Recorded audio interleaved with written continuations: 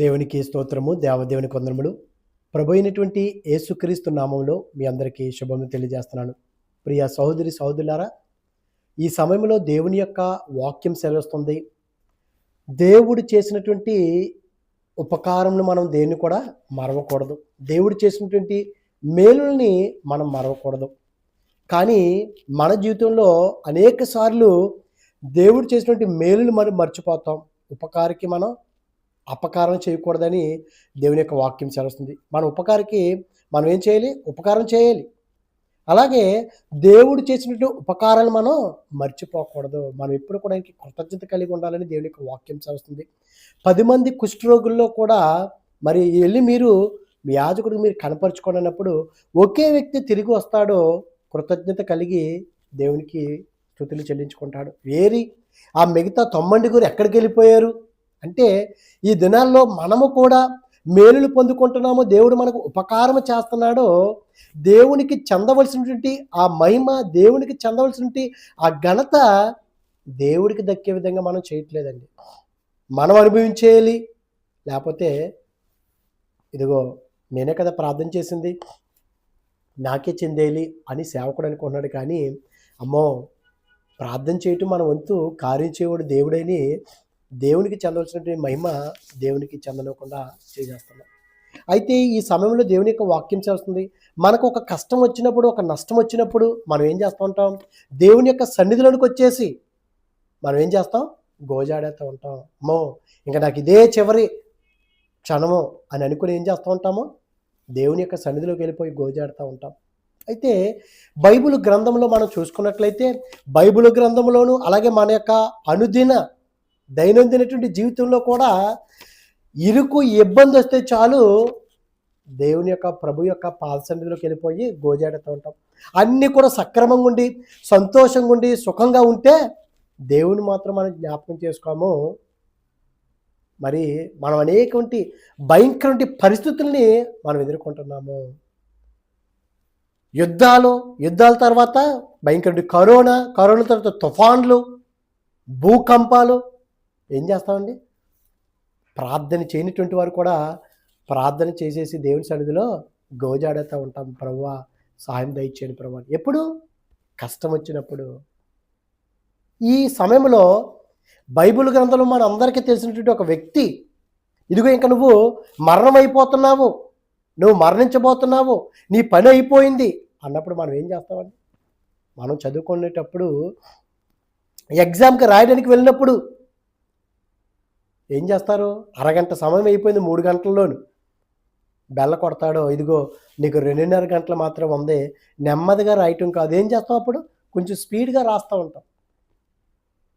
మరలా అరగంట అయిపోయింది, గంట అయిపోయింది, 2 గంటలే ఉంది అన్నప్పుడు. అలాగే మన జీవితంలో కూడా ఒకవేళ దేవుని యొక్క మార్గంలో నడవకుండా బయట పాపములో, లోకములో మనం జీవిస్తున్నప్పుడు దేవుడు వాక్యం ద్వారా మన చెవికి వినిపిస్తూ ఉంటాడు. ఇదిగో నీ సమయం దగ్గర పడుతుంది, నువ్వు చాలా జాగ్రత్తగా ఉండు, నీ ఇల్లు నువ్వు చక్కబెట్టుకో అని దేవుడు చెప్పినప్పుడు ఆ పరీక్ష కూడా రాస్తున్నప్పుడు మనం ఏం చేస్తాం? ఇంకా అరగంటే టైం ఉందనుకోండి, ఏం చేస్తాం? స్పీడ్గా రాస్తూ ఉంటాం. అమ్మో, సమయం అయిపోతుందని. మరి మన జీవితంలో కూడా ఇదిగో నా సమయం కూడా, ఈ భూమి మీద దేవుడు నన్ను హెచ్చరిస్తున్నాడు, వాక్యంతో నన్ను మాట్లాడుతున్నాడు, నాతో మాట్లాడుతున్నాడు. వాక్యం ద్వారాని మనం తెలుసుకోగలుగుతున్నామా? హిజ్కియా గారు కూడా, ఆయన కూడా ఏమొచ్చిందండి? మరణకరమైన రోగం వచ్చింది. మరణకరమైన రోగం వచ్చినప్పుడు అది తన రాజ్యంలో ఉన్నటువంటి ప్రతి ఒక్కరికి కూడా తెలిసింది. హిజ్కియా గారు తొందరలోనే చనిపోతారు.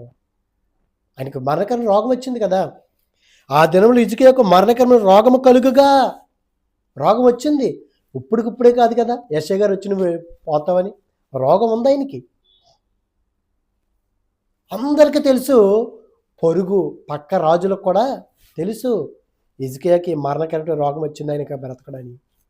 ఎప్పుడైతే తన సేవకుడు దేవుని యొక్క ప్రవక్త యెషయా వచ్చి, ఆమోజుకున్నటువంటి యెషయా గారు అతని ఎద్దకు వచ్చి, నీవు మరణమవుచున్నావు, బ్రతకవు గనుక నీవు నీ ఇల్లు చక్కబెట్టుకోమని యెహోవా సెలవిచ్చున్నాడని చెప్పగా, ఇదిగో నీకు రోగం వచ్చింది, నువ్వు ఇంకా బ్రతకవు, నువ్వు ఇల్లు చక్కబెట్టుకో దేవుడు నీకు సెలవిస్తున్నాడు అన్నప్పుడు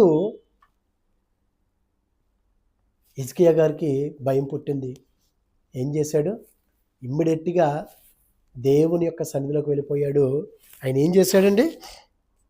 యెహోవా సెలవిచ్చున్నాడని చెప్పక అతడు తన ముఖమును గోడ తట్టు త్రిప్పుకొని, యెహోవా యథార్థ హృదయుడై సత్యముతో నీ సన్నిధిని నేను ఎట్లు నడుచుకుంటునో, నీ దృష్టికి అనుకూలంగా సమస్తము నేను ఎట్లు జరిగించుతునో కృపతో జ్ఞాపకం చేసుకొనమని హిజ్కియా కన్నీళ్లు విడుచుచు యెహోవాను ప్రార్థింపగా. దేవుని ప్రార్థించాడు. నేను ఏ కార్యం చేశానో ఒక్కసారి నన్ను జ్ఞాపకం చేసుకోవయ్యా. నీ సన్నిధిలో నేను సత్యవర్తుడిగా సత్యమనే దట్టును కట్టుకున్నాను. నేను ఎప్పుడు కూడా సత్యాన్ని నేను ప్రకటించాను, యథార్థంగానే నేను జీవించాను. ఒక్కసారి నన్ను జ్ఞాపకం చేసుకో ప్రభువా. నాకు ఒక అవకాశం ఇయ్యి ప్రభువా. నీ వాక్యము ద్వారా, నీ సేవకుడి ద్వారా నాకు వర్తమానం అందిందయ్యా, చక్కబెట్టుకోమన్నాడు. ఇదిగో ఇంతవరకు నేను ఒకవేళ నీకు విరోధంగా జీవించానేమో, కానీ నేను కూడా కొన్ని కార్యం చేశాను, కొన్ని పనులు సత్యంగా నేను ప్రవర్తించాను, యథార్థ వదురుడనే నేను ఎట్లు నీ దృష్టికి అనుకూలంగా నేను నడుచుకున్నాను. ఒకసారి నేను జ్ఞాపకం చేసుకొని హిజ్కియా గారు కన్నీటితోటి ఉపవాసంతోటి గోడ తట్టు తిరిగి ప్రార్థన చేశాడండి. ప్రియ సహోదరి సహోదరులారా, అవును, మన జీవితంలో కూడా ఏదైనా ఒక సమస్య వచ్చినప్పుడే దేవుని యొక్క సన్నిధిలోకి వెళ్ళిపోయి మనం గోజాడుతూ ఉంటాము, బ్రతిమాలుకుంటాము. దేవుడు గొప్ప దేవుడు కదండి. నినివే పట్టణస్థులకు కూడా ఇదిగో మీరింకా 40 దినాల్లో ఈ పట్టణం ఇంకా ఇదైపోతుంది, మీరు మార్చుకుంటారా మార్చుకోండి అని రాజుతో సహా వెళ్ళినప్పుడు రాజుతో సహా సింహాసనాన్ని దిగి వారు 3 దినాలు ఉపవాసం ఉండి, ఇదిగో ఒకవేళ దేవుడు మళ్ళీ కోపగించుకుంటాడేమో, మన పశువులకు కానీ పాడికి కానీ దేనికి కూడా పచ్చి మంచినీళ్ళు కూడా పెట్టొద్దన్నప్పుడు దేవుడు తన యొక్క మనసును మార్చుకున్నాడు. ప్రియ సహోదరి సహోదరులారా, ఈ సమయంలో దేవుని యొక్క వాక్యం సెలవుస్తుంది. దేవుడు పశ్చాత్తాపడుతున్నాడు, దేవుడు మనసు మార్చుకుంటున్నాడు. మరి మన పరిస్థితి ఏంటి? అవసరం ఉన్నప్పుడే మనం వెళ్తున్నామా? వీరు కూడా మనం కూడా మన జీవితంలో వచ్చినప్పుడు దేవుడి సన్నిధిలోకి వెళ్ళిపోయి గోజాడుతూ ఉంటాము. అప్పటి వరకు ప్రార్థన చేయము, ప్రార్థనకి రాము. బాబు దేవుడి సన్నిధిలోకి రా అంటే సమయం లేదండి, సమయం లేదు. అదే తినటానికైతే ఎనీ టైం, దేవుని సన్నిధిలోకి రావడానికి టైం లేదు. అదే కనుక తినటానికి ఏదైనా జల్సాలు చేయడానికైతే ఎనీ టైం అంటాము. కానీ మనం ఎప్పుడైతే హృదయపూర్వకంగా దేవుని సన్నిధిలోకి వెళ్ళి గోజాడతామో దేవుడు ఆయన మనసును మార్చుకుంటున్నాడండి. హిజ్కియా గారు కూడా ప్రార్థన చేశారు. ఒక్కసారి దాన్ని జ్ఞాపకం చేసుకో, నా పరిస్థితి చూడు అని. అంటే దేవుడు గనక తలుచుకుంటేనండి 50 సంవత్సరాలు బ్రతకవలసినోడు గనక తన యొక్క పద్ధతి కానీ, తన యొక్క జీవితం కానీ, తన యొక్క ప్రవర్తన కానీ సరిగ్గా ఉంటే దేవుడికి ఒక 10 సంవత్సరాలు ఎక్స్ట్రా ఇస్తాడు. అదే గనక మన ప్రవర్తన గనక సరిగ్గా లేకపోతే, దేవునికి తగినట్టుగా, దేవునికి అనుకూలంగా మనం నడుచుకోకపోతే నీకు 60 సంవత్సరాలు ఆయుష్నిచ్చాడా? 40 సంవత్సరాలనే వేసేస్తాడు అవసరమైతే, మన పరిస్థితి సరిగ్గా లేకపోతే. అంటే దేవుడి సన్నిధిలో ఉన్నది ఏదైనా, దేవుడు ఏమైనా చేయగలడైనా. దేనికి? ఆయన మహిమ కొరకు ఏదైనా చేయగలడండి. ఆయన గొప్ప దేవుడు, మన పరిస్థితులు మార్చగలడు, మన కథే మార్చగలడు ఆయన. ఎప్పుడు? దేవునికి అనుకూలంగా ఉన్నప్పుడు, నువ్వు నిజంగా యథార్థంగా జీవించినప్పుడు. నువ్వు రేపే పోతావా? దేవుడు నీకు 20 సంవత్సరాలు ఆయుష్ని ఇస్తాడు ఎక్స్ట్రాగా. అంత గొప్ప దేవుడు అండి మన దేవుడు. దేవుడు ఎంత గొప్ప దేవుడు అంటే, గొర్రెలు కాచుకునేటువంటి వారిని సింహాసనం ఎక్కిచ్చాడు. సింహాసనం మీద కూర్చునేటువంటి వారిని గొర్రెలు కాచుకునే విధంగా చేశాడంటే దేవుడికి అసాధ్యమైన దేవుడు ఉంటా చూడండి. ఎక్కడ గొర్రెల కాపరి దావీదు కూడా ఎప్పుడు కూడా ఆయన మర్చిపోయేవాడు కాదంట. దేవుడిని ఎప్పుడు మహిమపరుస్తూనే ఉండేవాడు దావీదు గారు. అయ్యో నేను ఎంతటి వాడిని అయ్యా, నేను ఏ పాటి వాడిని, నా కుటుంబం ఏ పాటిది, నువ్వు నన్ను ఎంతగానో నన్ను హెచ్చించడానికి నేను ఏ పాటి వాడిని అయ్యా, ఇదిగోనయ్యా నేను నా కుటుంబము నీ సన్నిధిలో నిత్యము ఉండినట్లుగా అట్టి రీతికి ఆశ్రదించండి అయ్యని నిత్యము కూడా ఆయన్ని జ్ఞాపకం చేసుకునేవాడు. దేవునికి కృతజ్ఞాస్తుతులు చేసిన ఉపకారానికి ఆయన మహిమపరిచేవాడు. గొర్రెలు కాచుకునేటువంటి వ్యక్తిని, దావీదు గారిని సింహాసనం ఎక్కించాడు. అదేవిధంగా సింహాసనం ఎక్కాలి ఇంకా ఫరో తర్వాత. ఇదిగో ఫరో కుమార్తె, నాయన ఇదిగో నీవే సింహాసనం ఎక్కాలి అని అనుకుంటే ఏమయ్యాడు? దేవుడు చూడండి, కథ మాత్రం మార్చగలడంటే కథ మొత్తం. గొర్రెలు మేపుకున్నటువంటి దావీదు గారినేమో సింహాసనం ఎక్కించాడు. సింహాసనం ఎక్కాల్సి వచ్చినటువంటి మోషే గారు ఏమైపోయాడు? మిద్యానికి వెళ్ళిపోయాడు, గొర్రెలు కాచుకున్నాడు 40 సంవత్సరాలు. ప్రియ సహోదరి సహోదరు, అంటే దేవుని చేతిలో ఉన్నదని సమస్తం. హిజ్కియా గారు కూడా ప్రార్థన చేస్తే 15 సంవత్సరాల ఆయుస్సునిచ్చాడు. మరి ఆయుస్ ఇచ్చినప్పుడు పక్క రాజులకి అందరికీ తెలిసింది. మనం కూడా చూడండి, అమ్మ నీకు ఎంత భయంకరమైన రోగం వచ్చిందే, అసలు నువ్వు ఇంకా బ్రతకమన్నారు, ఎలా బ్రతికావు? లాజర్ గారు కూడా చనిపోతే 4 రోజులు ఉన్నారు కదా, మరి యేసుక్రీస్తు వారు వచ్చి లేపినప్పుడు అనేక మంది యేసుక్రీస్తు వారిని కాదు లాజర్ను కూడా చూడడానికి వచ్చారు. ఎందుకు? ఎలా బ్రతికాడు ఇతను చూడడానికి, తెలుసుకుంటానికి వచ్చారు. మనం కూడా చూడండి, అమ్మో నువ్వు బ్రతకమనుకున్నాము, ఎలా బ్రతికావు? రీసెంట్గా కూడా ఆ ఫ్లైట్లో కూలిపోయినప్పుడు, అహ్మదాబాద్ ఫ్లైటు, ఒకే ఒక్క వ్యక్తి బ్రతికాడు కదండి. మరి నిజంగా ఎలా బ్రతికావని తెలుసుకోలేదా? నువ్వు ఒక్కడవే ఎలాగొచ్చావు నువ్వు ఫ్లైట్లో నుంచి? ఆశ్చర్యం కదండి. అదేవిధంగా ఎప్పుడైతే దేవుడు 15 సంవత్సరాల ఆయుస్సుని హిజ్కియాకి ఇచ్చాడు, నిజంగా ఎంత గొప్ప కార్యం అండి. ఇచ్చినప్పుడు నిజంగా దేవుని మహిమపరచాలి కదండి. కానీ హిజ్కియా గారు ఏం చేశారు?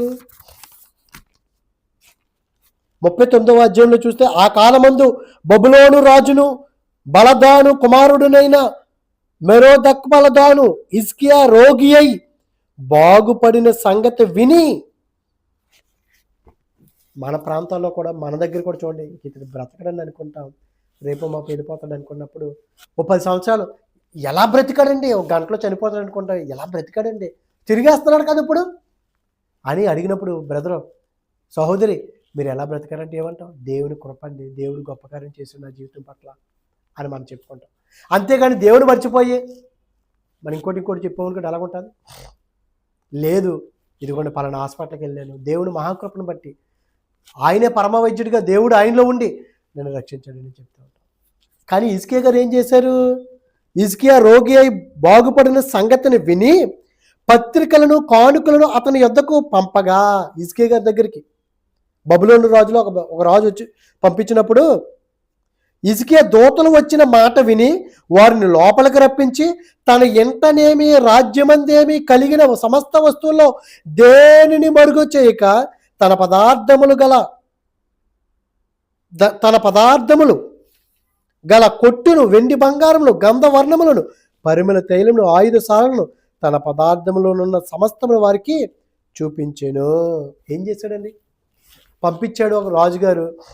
దూతలను పంపించినప్పుడు, ఎలాగ మీరు రోగి అయ్యారు కదా, మరణకర రోగం వచ్చింది కదా, మీరు బ్రతకలని తెలిసింది, కానీ ఇప్పుడు మీరు చక్కగా బ్రతికారు, ఏంటి కారణం అంటే, నా దేవుడు గొప్ప దేవుడు అండి, నేను మొర్ర పెట్టుకున్నాను అని చెప్పుంటే ఎలాగొన్నా? ఒక్క మాట మాట్లాడకుండా ఏం చేశాడు?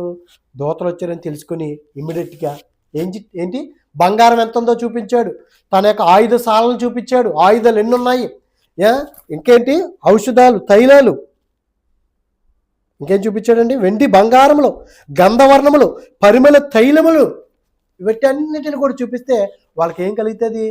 ఓ ఇంత ధనం ఉందే, ఇంత బంగారం ఉందే, ఇన్ని గంధవర్ణక తైలాలు ఉన్నాయే, డబ్బు ఉంది, ఖర్చు పెట్టుకున్నాడు, మొత్తం మీద చాలా ఖర్చు పెట్టుంటాడు, అందుకే బ్రతికాడు అని వాళ్ళకి ఆలోచన వస్తుంది.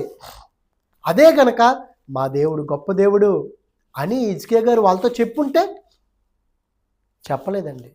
కొన్నిసార్లు మనం కూడా దేవుడు చేసినటువంటి మేలును కూడా మనం ఏం చేస్తాం? చెప్పమో మరుగుపరిచేస్తూ ఉంటాము. ఇతడు దేవుడి చేసినటువంటి కార్యాలేమో మరుగుపరిచేసి ఆయుధశాలన, గంధవర్ణకాల, తైలాల, బంగారన, వాటిని ఏది మరుగుపరచకుండా అన్నీ చూపించాడు. ఇదిగో చూడండి నా వైభోగం ఏంటి, వాళ్ళేంటి, ఓ ఎంత ధనం ఉంది, చాలా ఖర్చు పెట్టుకున్నాడండి, అందుకే బ్రతికాడు. అదే కనుక దేవుని యొక్క గొప్పదని తెలుసుంటే వాళ్ళు కూడా మారినేమో. ఏ సహోదరి సహోదరులారా, హిజ్కియా గారు అక్కడ పొరపాటు చేశారు, ఖచ్చితంగా పొరపాటు చేశారు.